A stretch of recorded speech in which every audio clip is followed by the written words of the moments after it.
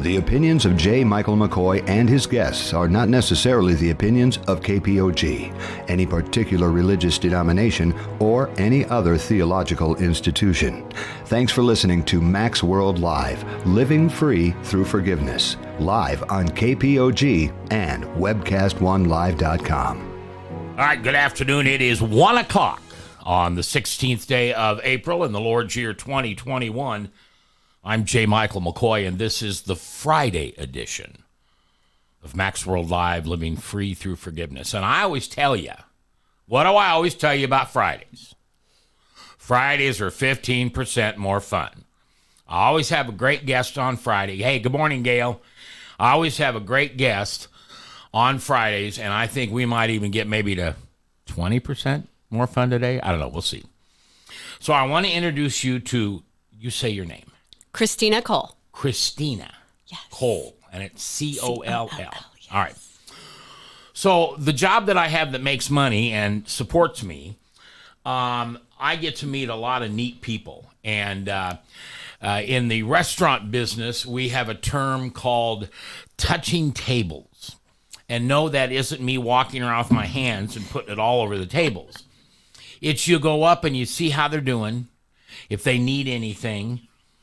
I try to create a experience for somebody at my restaurants.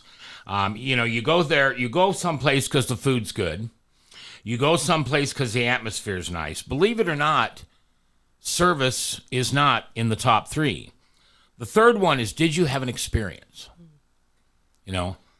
Was there something beyond the food and the service that made you feel good about being there? And the good Lord has given me that gift. It's nothing I worked on. I didn't go to school for it. I didn't graduate being nice at tables. It's a gift the good Lord has given me, and it's my favorite thing about my job. I don't have anything about my job that I like more than touching tables. And my job, I'm a gas station attendant, right? I get 2 minutes to create a relationship with you. 2 minutes. And I work at that very, very hard. So, and if you ever want to learn how to do that, I'll be glad to teach you. But it's probably going to have to be a face-to-face thing. But it's not a big deal. But when you learn that skill, it's not a talent. When you learn that skill, you can create an experience for your customers that they want to come back. It's a trusting thing. So one day I went in, and I think Kristina, you were, no, not Kristina, Christine. Yes, yeah, Kristina, no, okay. yeah. If I recall right, you and another woman were having a business meeting, and your son was there. Is that right? Yes, I actually was giving a consultation. Yes, I was in business. Okay. And we'll talk about what she does in a minute. And your son is how old? He is 3.5. 3.5. And so one of the things I do, now, if you do this to me, you can't do this to me because I'm getting a secret here. I will go and create that experience for the child because kids are the most important thing. And if you can create a positive experience for a child,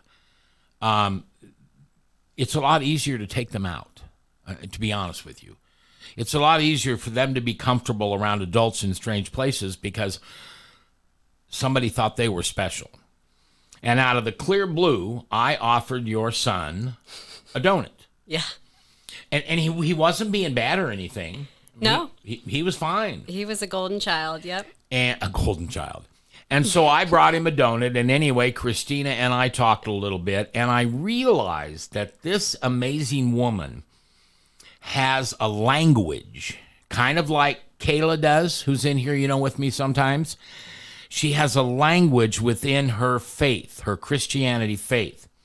And I found it so interesting that I wanted to bring her in on the radio and share that with you. So just bear with me. If you have any questions about what this means or that means, jump on the Facebook, give me, send me a message or something, or you can always call in if you want to, 442 5764. That's 442 KPOG. But you can email me, you can text me. That's probably the better way to do it. All right. So what is it you do?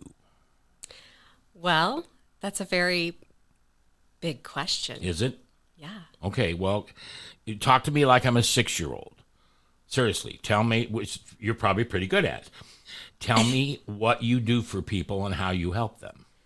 I live in purpose. I live in purpose. You live in purpose? I live in purpose, yes. Okay, and what does that mean? Or is it Purpose, Iowa? You're funny. Yeah, okay.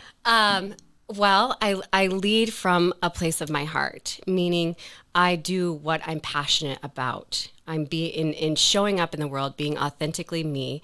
So what does that look like? Well, there's a lot of labels. I'm a spiritual educator. I'm a yoga instructor. I'm a meditation coach. I'm a mom. There's all these different labels, roles, whatever you want to call them. But what it comes down to is I show up authentically me. And so anything that I get involved in or do, I'm living it from a place of passion. And that is purpose. Okay, I got it. Well, not completely. I know, I can tell. So, well, I'm trying here. So let's say I'm a client. Walk me through a little bit of the process that you go through, especially just the beginning, so people can.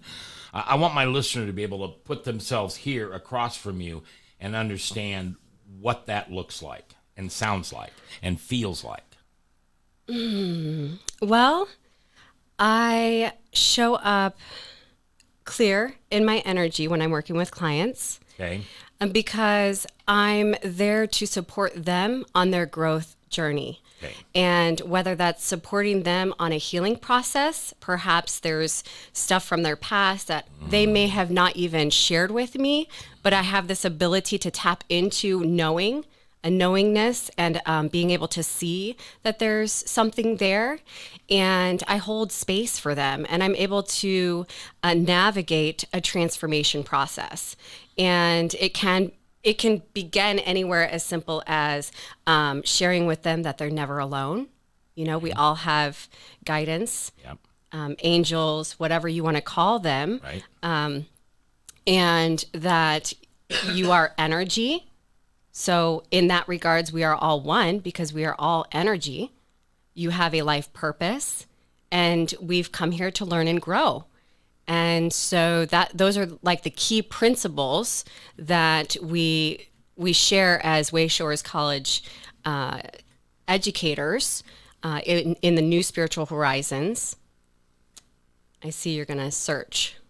Well, I want to find I'm sorry. I am listening. I can do two things at once, but you have a gift of discernment. Yes. Is that? Yes. Okay. Yeah. So I'm not the first one to tell you that? Well, I feel that everybody has a gift of discernment. Ooh, boy, you're going to have to come back again because we're going to get stuck on something here. All right. Now, you just said the word energy. Yes. And there's a lot of people, especially who follow Christ, when they hear that term, they go, oh, no. She's going to get out crystals and do a seance over me or what. But in a conversation you and I had, I learned that energy is another word for the Holy Spirit. Yes. See, I get that. Yeah. I get that. And I didn't even know this until we started talking. I mean, I knew this, but I hadn't shared it with you. I have God gave me an incredible gift of discernment. And it's kind of funny that I opened up the way I did, talking about how we met, touching tables and stuff. But that's the process I'm going through when I come up to the table, and you certainly know this too. If you walk up to a table and say, is everything okay? And they don't look at you and they say, fine, you leave. Yeah. Okay. Because they're shutting you off. You're simply there to serve them, which is okay. I'm all right with that. When you get into a conversation with somebody and you got to listen carefully, right? Yes. I mean, listening's the whole deal here. You discern some things that they like and don't like. What it sounds like you're really good at is applying that discernment in a spiritual way. I mean, yoga. I mean, good Lord, girl, you got it all. Well, and I didn't even mention I'm an ordained minister with Peace Community Church International. No, you didn't mention that. So, all right. So we're sitting down at a table, and we're going to start a conversation. Tell me how it goes. Well, it just depends on what you've come to Okay, let's navigate with me. All right. So let's say this is one of my passions. I can't forgive someone. Oof. And the strain of it is affecting my health. It's affecting my other relationships. It brings upon a dark cloud that I don't want in my life. And I somehow can't figure out how to forgive them because they don't think they should be. They didn't think they did anything to be forgiven for. Or I deserved what I got. Mac? Yeah. Where are you not forgiving yourself? Mm-hmm. Yeah, that's good. That's where I would start. Yeah, that's good. That is where it starts, isn't it? It is. Wow. So how about them Hawkeyes? Now, No, we you can change nailed it real quick. Well, no, you nailed it. And you came up to the table and you offered my son a donut. And don't you remember I said I looked at him and I said, you just manifested that donut, son. Because he literally 2 minutes before you came over to the table said, and he didn't even see there were donuts around the corner. He didn't see them. But I knew the gas station was around the corner. See, we were at Smoky Row, is attached to the gas station. Yeah, the place that I work is a Hy-Vee product, and it has a Smoky Row restaurant next to it, and they're all combined. It's really one big space. So he didn't see the donuts, and he looked at me and he said, Mom, and we don't ever get chocolate donuts, so this was really out of the blue, seriously. He looks at me and he goes, Mom, can I get a chocolate donut? You walk around the corner and offered him a donut, and I went, you powerful kid. Did I bring him a chocolate donut, or did I ask him what he wants? You asked. I think you brought him a chocolate donut. Wow. Okay. With green on it because it was St. Patty's Day week. Day, right? Yeah. Yeah. You brought him a chocolate donut with green frosting on it. Okay. So whether you tapped into his energy and knew he wanted a chocolate donut, or he threw it out in the universe and you caught it and you brought it to him. Well, what I would say, and here, this is kind of our conversation today on this. What I would say is I was just doing what I do, and the Holy Spirit stepped in and told me something that was important. Yes. That's the discernment part. And you said, well, how did you put it? You put, he did what? Manifested it. What does that mean? So he made it into form because he spoke what he wanted. He asked for what he wanted, and then the Holy Spirit grabbed it, and you were somebody that could provide that service to him, and you came around the corner and gave it to him. Pause. Do you see how God works? Yes. You know, we read the Bible and we hear all these stories about miracles. And living in 2021, God still performs miracles. We just don't, A, pray for him to reveal them to us, and B, most people don't believe it when it happens. Yeah. And God made, I'm sorry, if you've never listened to this show before, you're listening to a Jesus freak with an attitude. That's me. And I pray every single day that God reveals himself to me.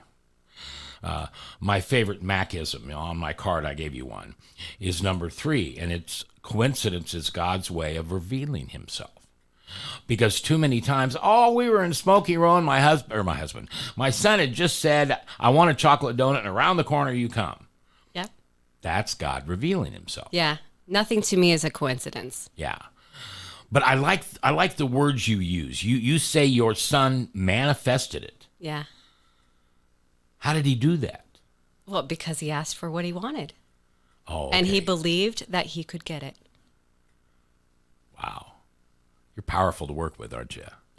No, I'm serious. Okay. So do we go back to the forgiveness? Sure, if you want to. Now, I have to be honest with you. You know that I wrote a book. I've written 2 books. This is my latest. I love it. Living Free Through Forgiveness. Yep. So this is a topic that is probably the second thing I'm the most passionate about, and the first would be my relationship with Jesus.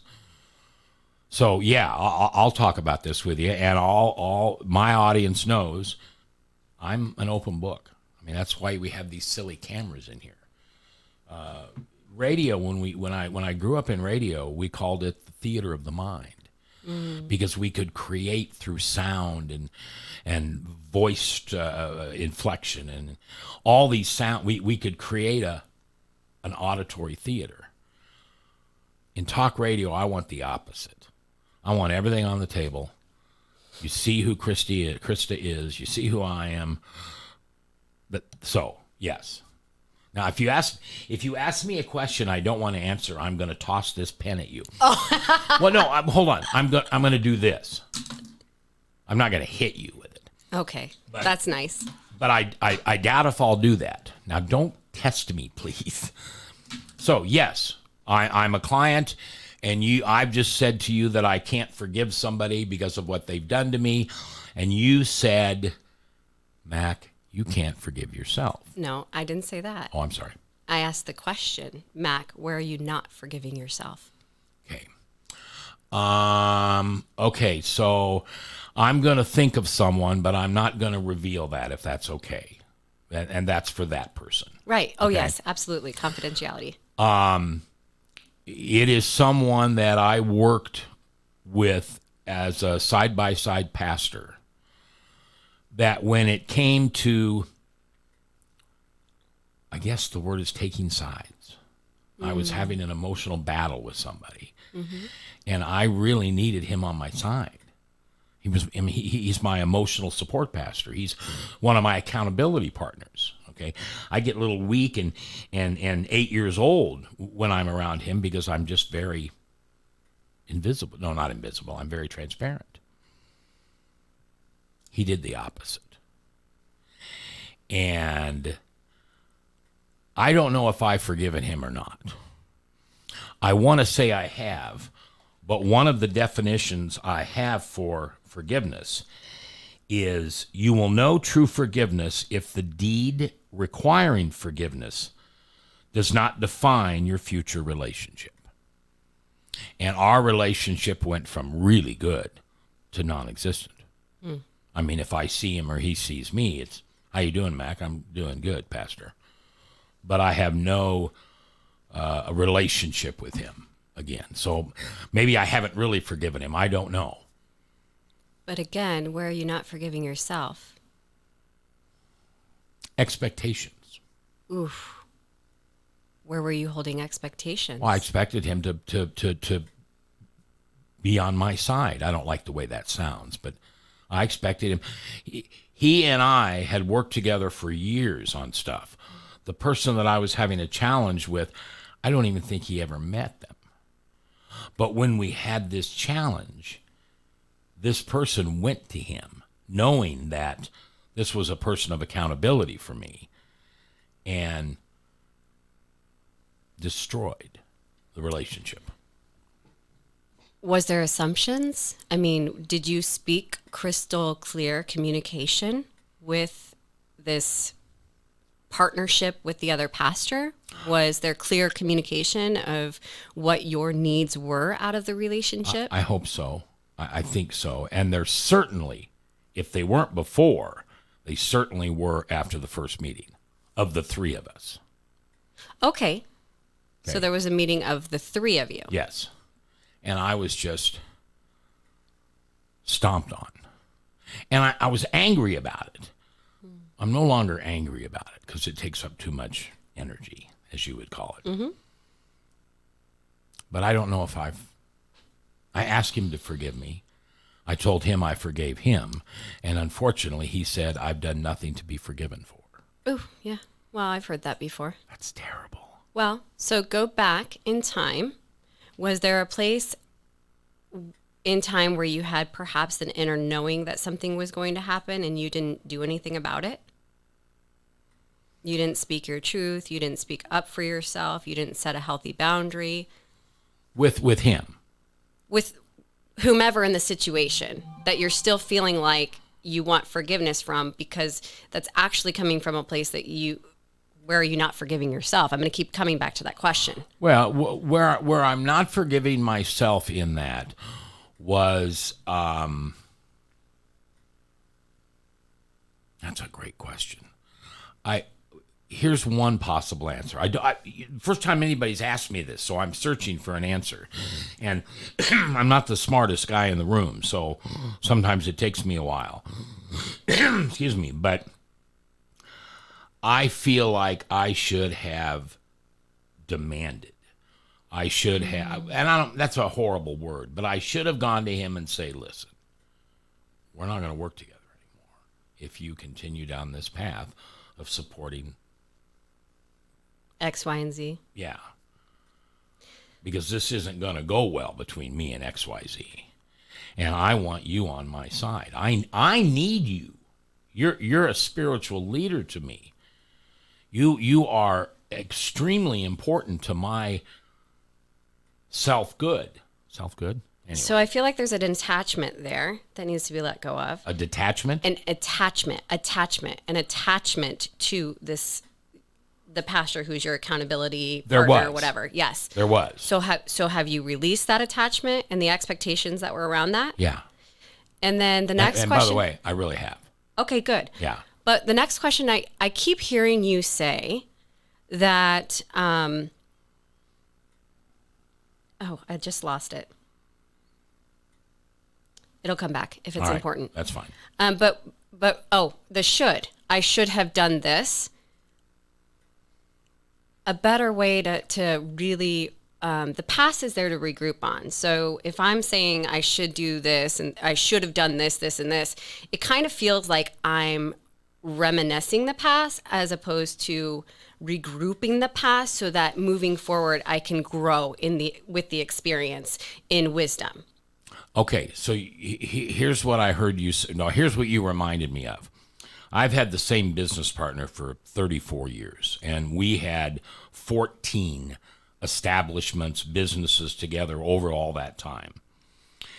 And,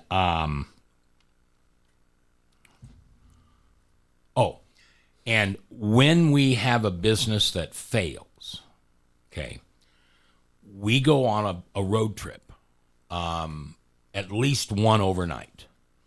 And we figure out what we did wrong, put it in a file, so that should we get to the point where we're going to open another one like it or just open something, we would pull out those fresh emotions written on these papers. Oh, we did that wrong. Now we can't repeat that again. And maybe I just said what you said. I'm not sure, but I do that. That's great. But again, it's your languaging too. So there's nothing ever really right or wrong. It's just you took this path and it didn't work, right? It failed. So I love that you guys take a road trip and regroup it, because regrouping your past allows you to see what path you took, what did you do, how did it fail, so that, again, moving forward, you go, okay, well, that didn't work that time. It's not that it's right or wrong, it just didn't work. But you can check out if maybe this new opportunity, it might work. You never know. You've got to check it with your guidance. And when I say that, I mean like really sit in a calm, cool, collected space and check out, will this work in this opportunity? Asking crystal clear questions. But I got what I was thinking about. What I kept hearing you say is that you want him on your side. Yes. Why are there sides? There's no sides. There was in this, well, okay. Perhaps you created sides, but that's a divide. That's a divide, and that's not divine. Well, the thing that he got into the middle of was the end of a relationship. And so taking the other side was really bad, because there were two sides. I wanted one thing to happen. The other person wanted something else. And I was hoping this guy, when I pastor somebody like this, I'm working for reconciliation. I'm working for two people to come back in, shake each other's hands, give each other a Okay, hug. and you were feeling there were sides. So you were actually trying to bring the whole together and reconcile all of it, but Yes. yet there was still this friction, like there was an expectation of different sides to be taken. Is that really you or was that them? You know, are you holding on to stuff that's not even yours? That's what I'm talking about, energy. I can sense and pick up other people's energies. You know, I have had jealousy thrown on me, and at a moment where I was incredibly vulnerable, I'm not going to speak exactly what the experience was. Please don't. And I immediately, because I'm so strong in my energy and knowledge and identity of who I am, I was able to discern that was not me. I was not the one that was having that jealous energy. It was somebody else projecting it onto me. And it really caused some major friction in a relationship that I had, but I had to let it go because I'm not going to entertain that energy. Okay, here's what I heard you say. Because in my situation, there were untruths being told by the other individual, I'm familiar with that. and he believed them. Yep. And that became destructive. I usually I would say that was sandpaper and it was a little rough. No, it was destructive.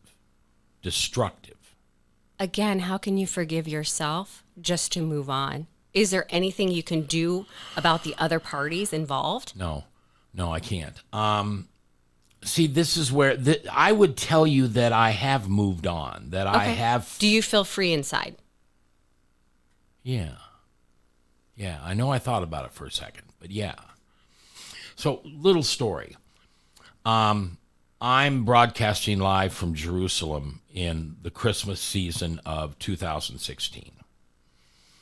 And I thought that after I became a Christian, that I would be this powerful radio evangelist and great speaker, big voice, all that. And that's not what God's will was for my life. And when I figured that out, thank God he revealed that to me. Thank God. He revealed that to me because I accepted it. So I found out in June that I was going to the Holy Land to broadcast live for Christmas. Where's the greatest place to be Christmas Eve in the world? How about Bethlehem? There you go. All right. Having the revelation that I had, or God showing me, you're not going to be, first I was a pastor of a church, and here's what I heard. Pastor, that woman sings too loud. Pastor, that boy, he shouldn't wear those clothes to church. Pastor, that carpet, I don't like that carpet. There was very little pastoring. It was more like I was running a daycare. And I know that's kind of rude, but I don't mean it that way. Well, it's Fun Friday. Yeah, right. 20% more fun. I think we're going to get to 25. And so I kept saying to God, what do you want with me? What do you want me to do? And when I found out I was going to the Holy Land, I don't want to use the word challenge, but I asked God to please reveal that to me when I was there. I will wait 6 months. I talked to several pastors, and I kind of emotionally prepared myself. I prayed certain prayers. I read certain scriptures. I surrendered. That's what I was doing. I was going through the process of surrendering my will. So when he laid this thing on me, whatever it might be, I'd be an open vessel. I'm at the Wailing Wall Christmas Eve. My audience has heard this 100 times. They get bored with it. I'm at the Wailing Wall on Christmas Eve, and I have my cross on, the cross that's hanging up there on that T-shirt, and it's against the Wailing Wall, and my lips are on that cross, and I'm saying, God, here I am. Okay, tell me what it is you want me to do. What is your will for my life? And when I say I hear, I don't mean I had an auditory hearing, but I felt God wrote right on my heart one word: forgive. And see, my forgiver was non-existent. It wasn't broken. I don't think I ever had one. I had a heck of a feces list. Yeah. But forgiveness was not something I knew how to do. And yeah, if we went back into my childhood, da-da-da-da-da. My buddy Craig was there, and he came up and he pulled on my coat, and he said, they're getting ready to close. We need to go. And I said, I've only been here like 5 minutes. I'll never forget this. He looked at me and said, you've been here 40 minutes. Mm-hmm. So before we went out, we wanted to go into Herod's Hall. And this was this grand hall that's just off of the Wailing Wall that used to be the place where the king would go down and then go back to the castle or their grounds. Now it's a library. And we just wanted to see it. It's kind of like the Sistine Chapel. It's got stuff all painted on it and stuff. We walk in, and there's this little Hasidic Jew. The hair braids and the black hat and the white shirt and everything. And he couldn't have been 80 pounds wet. And as we walked past, he said, you are forgiven. And I remember looking at my right sneaker thinking, you got to turn around and ask this guy what he meant, because you're never going to see him again. Never. And Craig had heard it too. So we turned around, went back, and I looked at this man. I bent down, and I looked at him right in the eyes, and I said, I'm sorry. I said, did you say something to me? And he said, you are forgiven. Changed my life. I'm going to get a little weird here. I think it was either an angel or Jesus.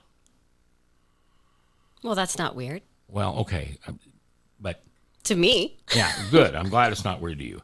But it was so strong that I asked God to reveal himself and what he wanted me to do. He did. And obviously, here's the long story now is I've written one book about it. The name of my show is Mac's World, Living Free Through Forgiveness. I even sat and talked with a man for over an hour this morning because he reached out to me and he has something that he's having a challenge forgiving. I'm helping people forgive. But what I realized, and then I'll shut up, I'm sorry. What I realized is you can't give away something you don't have. Exactly. And I didn't have it. And part of when I didn't have it was during this thing I'm talking to you about. That happened late 2015. Oh, I was like, late 15? Where are you at? I don't know. Yeah, no, late in 2015. I mean, time's in existence, but... Yeah. So anyway, that's why the forgiveness thing, and I just think it's funny that you picked up on this. It is the main thing in my ministry. It isn't talking on the radio. I give sermons every week. I give teachings. I teach the Bible. I love all that. The opportunity I had this morning, sitting down with that 70-year-old man, this was a resentment he had since high school. Oof. There's no freedom in that. No. And he knew the minute he heard me speak on the radio one time about forgiveness, I got to talk to this guy.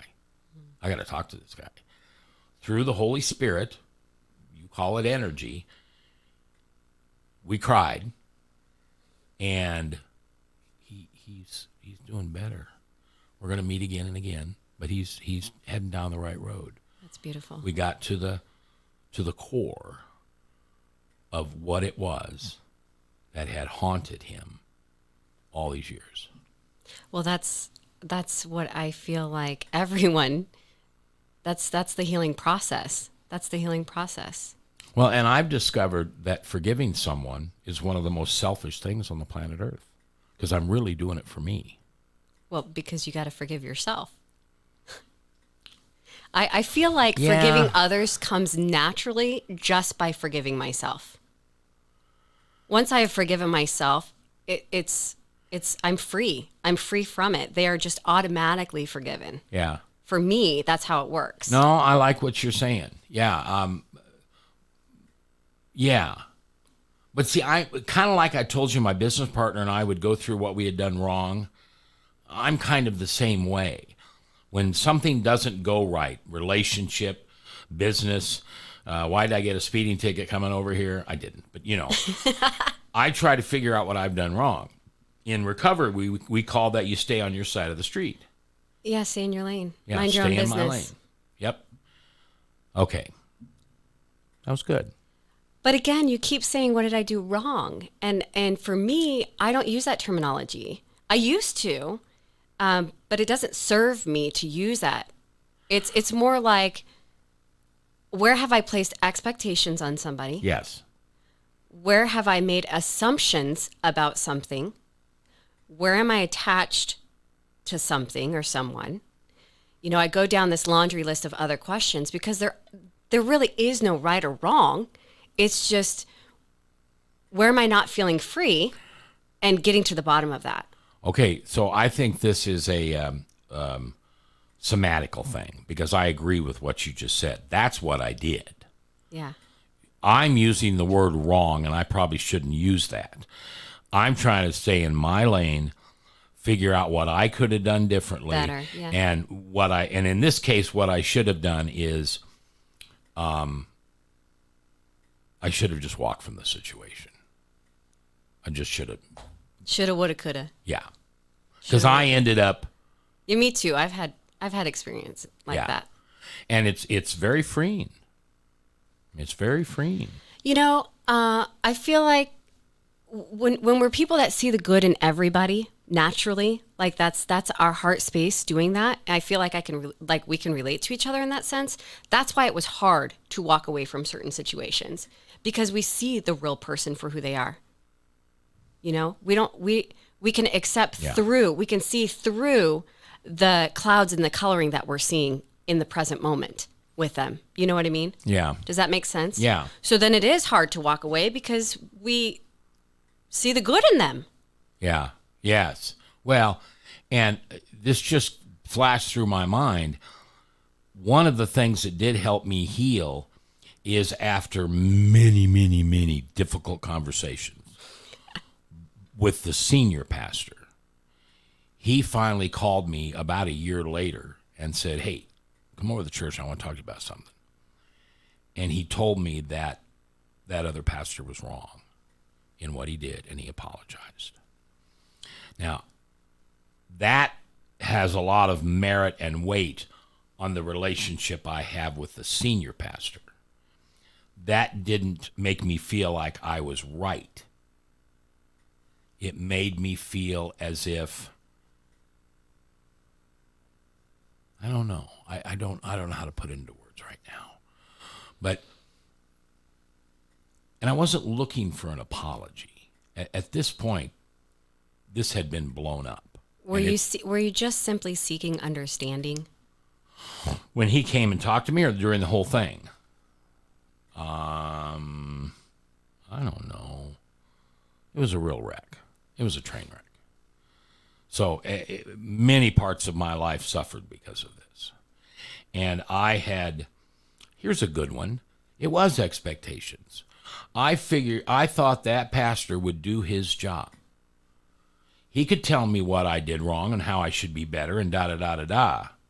I didn't mind that. Right. But it ought to go both ways, and it never did. Yeah, communication. Yeah. So you were expecting him to approach the relationship the same that you did. Yeah, I would have expected him. I think that happens a lot. Yeah. I think that happens a lot with a lot of people. When I counsel couples on marriage counseling, I'm a cat you probably don't want to get into marriage counseling with. Oh, please. Because the first thing I tell them is, do not give all your love to this soon-to-be spouse. Give all your love to Jesus, and then he'll divide what goes where. 50-50. Well, I mean, I have to fully, if I am not taking care of myself and loving myself fully, how can I provide that? You even said it. If I don't have forgiveness for myself, how can I give somebody else forgiveness? I agree. If I don't have love for myself, Jesus, the Holy Spirit, God, how can I give that to somebody else? Yeah, and the first 50 years of my life, I had no love for myself. And we'll talk about this sometime, but my audience knows this. I was not a good person. Yeah, but my audience doesn't know it. Oh, well, I was just not a good person. And on the 10th of July in 2010... my birthday, by the way. No. July 20th of 2010? No, July 10th. I thought you said the 10th of July. Oh, no, I may have. It's the 20th. Okay. Go on. I got mugged by Jesus. Oh, I love that. You got mugged by him. I got mugged by Okay, Jesus. I want to hear this. Well, This is Fun Friday here. Here's why I used the term mugged. If you and I were coming out of the Civic Center and the car was parked kind of in a dark alley, and so we were walking to the alley, and someone came up with a gun and said, "Give me everything you got." You are losing the things that were very, very important to you. The jewelry, the cash, the car, whatever it is. Plus, It's all material. you think you're going to lose your life maybe. There. And when it's all done and the mugger is gone, what he's left you with is, I'm sorry, let me back up. He's taken all your idols away. Money, cars, jewelry. It's all material. Well, But yeah, keep going. remember how I was. I know. And so that's why I use the term mugged. And I don't even know where that came from. That's what it was. And as time went on, I had to get rid of idols. And there's always that, I don't want to get rid of that. Well, I know that's a character defect, but I like that character defect. Attachments. Yeah. You had Well, attachments. crutches. Attachments. Yeah. And so what Jesus has done for my life is I'm a case like Saul and Paul were. Levi to Matthew. I have become, because of him, what he wants me to be, or at least I'm heading in that direction. Before, I didn't give a rat's behind what God wanted. In fact, I made the discovery that if I put, here's the most important thing to me, and then here's the second thing, the third and the fourth and the fifth, God came in at seventh. Seventh. And Jesus wasn't even on the list. And so when Jesus mugged me, I began to learn how to forgive myself, which the physical action was to get rid of my idols. You know, I've said this before, and it doesn't sound right if you've not heard it before, but I don't mean it wrong. I lived in a $1.8 million house. And when this whole thing happened, I moved into a $175,000 redwood cabin. And I finally have a home. I had a great house. Indoor swimming pool, elevator, blah, blah, blah, blah, blah, blah, blah. But I sure was never happy there as I am happy here with my 2 dogs in this little redwood cabin. Home is where your heart is. I understand that, but home was an idol. You were living outside of yourself. What's that mean?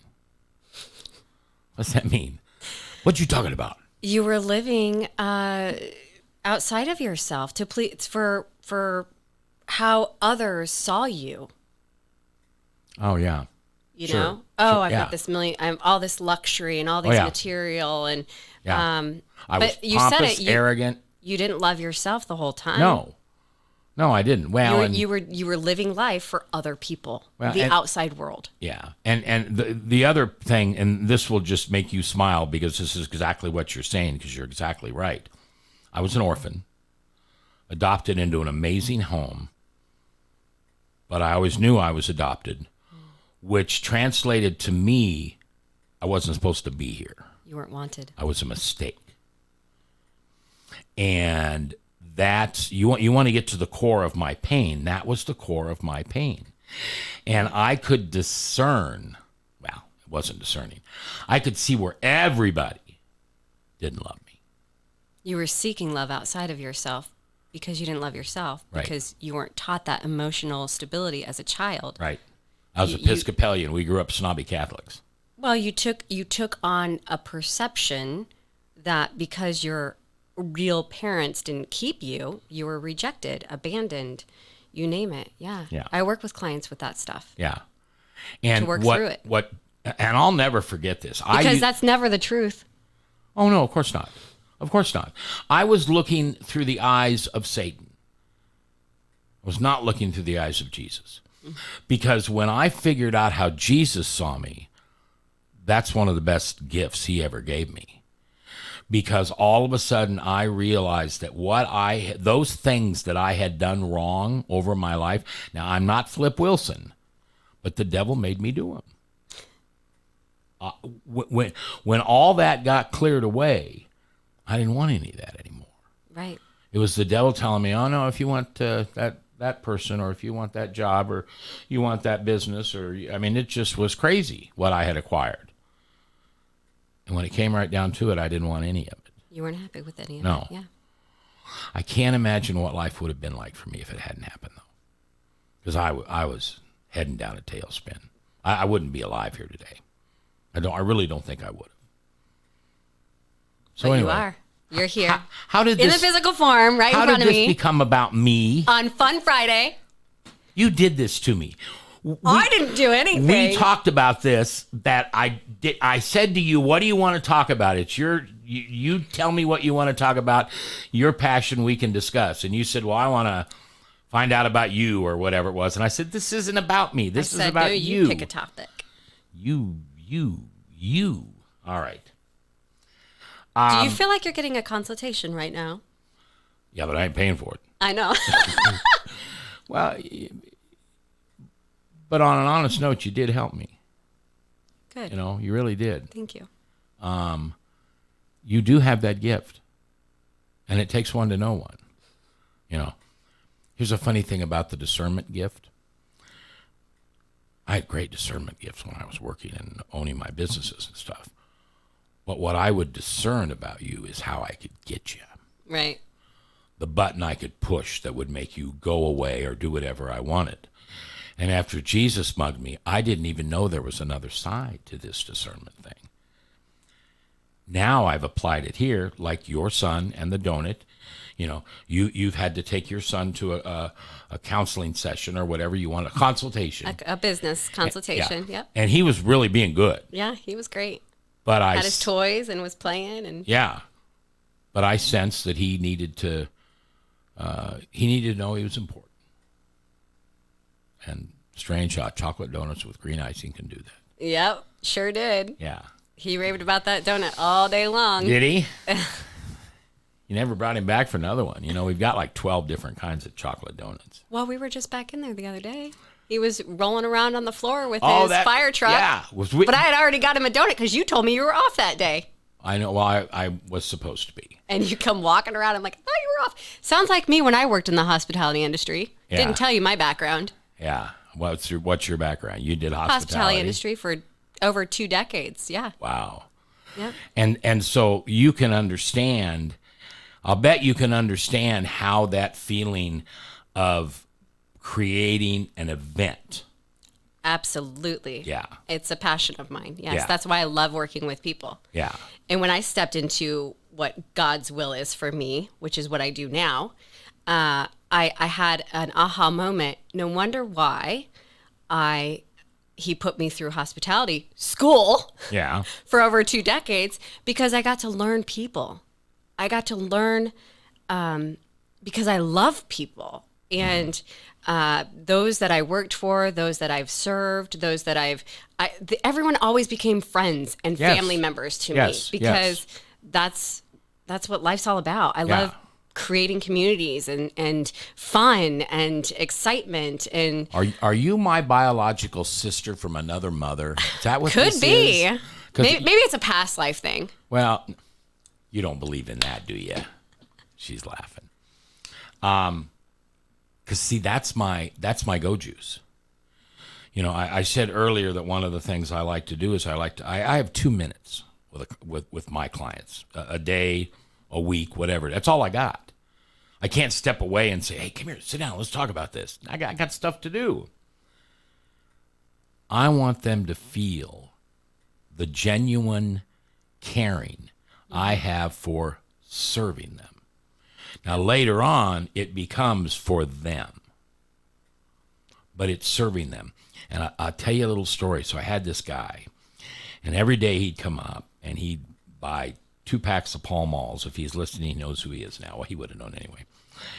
And just really wasn't very talkative, but he was nice, It wasn't the, "Can I help you?" and they don't look at you and they keep their eye down and say, "No, that's all right, go away." But I always ask people how their day's going. And then I try to brighten their day. Yeah. This guy walks up and I say, so, how's your day going today? Looks at me. I don't think he ever looked at me. Looked at me and said, not very good. My mom died today. Or yesterday. That bonded us. Because now that man and I talk about the pain that he's feeling because he suddenly lost his mother. She was of age. You know, she was not a young, spry chicken like me. But it was still a shock. And that's what I mean when I say creating an experience for someone. Yeah. And we need that. Every single person needs that. Yep. You know, I said to you when we first started Community and connection. Community and connection. Somebody's calling in. Yeah, I don't think so.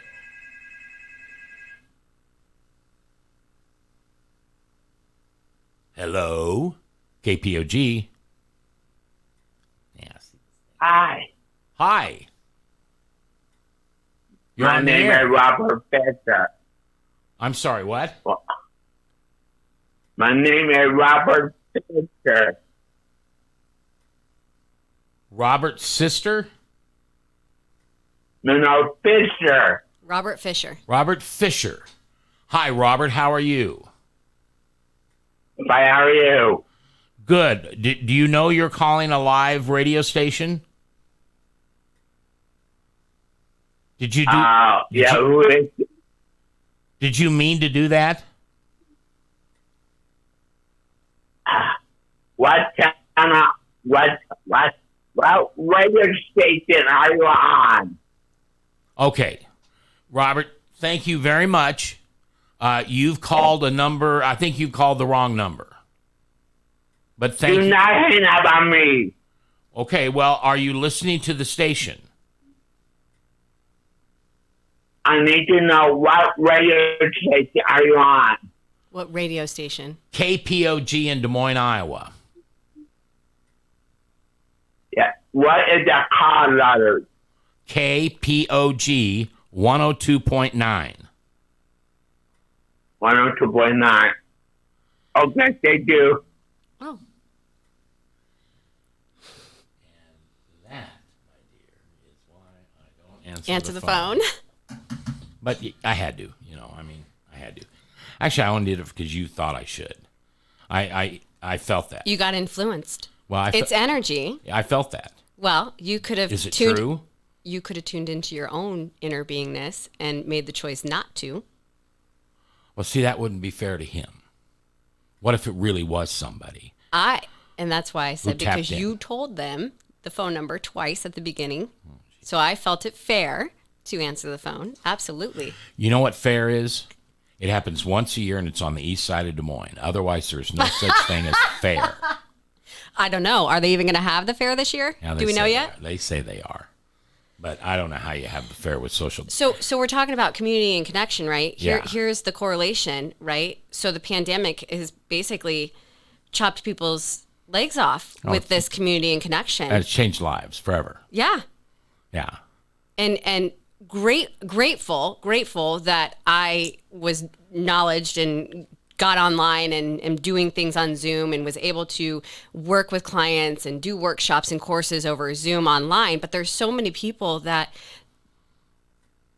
were left like, what do I do now? Like, I just sit with myself in their home. I wonder how many people now have gone through the process that you've gone through of forgiveness and loving themselves because of the pandemic. Yeah, you bring up a good point because I know a lot of people, and sometimes I'm one of them. This just wrecked everything. I can't go do this. I can't. But go it's do only this. the way that you perceive it. I know, but then that. Don't interrupt me. I was going to tell you. But I've seen God work in so many lives, reveal Himself. God didn't create this pandemic. I know you know that, but I want everybody listening to know that. Yeah. This is not God's doing. God's doing was perhaps Zoom. Absolutely. God's doing was I know that I sold more books than I could have ever thought of That's because people have time to read now, and bingo. and here, one of the sad thing is though, how long is our church community going to be broken? Is this going to be permanent? Has the devil put a permanent stake through the heart of the church community? No, because God no matter what, you rise above it. You do online. You now we're getting nicer weather. You can congregate outside. Where there's a will, there's always a way, and God will provide. And that's what I believe. So again, it's all about perception. I hope so, because I can sit around saying, "Oh, this is horrible," and I need to find connection and community and blah blah blah blah blah, or I tap in and I start praying or tuning into, the Holy Spirit, God, whatever you believe in, and I find those answers within on how to get my needs met. yeah, There's still a phone, yeah, you can still call people. yeah. Well, and It's still not physical touch, and I know that that's been very challenging because physical touch is like the most profound healing there is. well, there's one of the reasons it's one of the 5 love languages. They're not 50, there's 5. Yeah, physical touch is like, well, and that's just in itself the biggest, quickest way for healing for somebody. Yeah. Yeah. Interesting story. Here's what I think of when you tell me that. So I live with my dogs, and you can't hug. And I'm what I call a second half hugger. When somebody hugs you and then you feel that they're ready to pull away, they do And the tap. you hold them back in? I hold them back. Yeah, I get them even tighter. I'm second half. So I'm at the dentist. Now, we're going back now to 15 or 16 probably. 20. I'm sorry, I didn't even mean to confuse you on the time. 2015. And I have a problem with my tooth, and so I'm going in the dentist. And the assistant, what do they call, hygienist? Yeah. Whatever it is. She holds my hand. And I wept because I didn't realize how much I needed that. I didn't ask her to hold my hand, but she held my hand. And I've told my dentist that. I can't believe. And what was revealing about it is not that it felt so good to hold somebody's hand, but how much I needed that. Yeah. It's incredible. Never forget it. And that's energy. She tuned into that need. Maybe it was unconscious for her, but what I do also with my clients is teach them how to become conscious of those gifts, of being able to discern and to show up more authentically in the world, sharing their gifts. Yeah.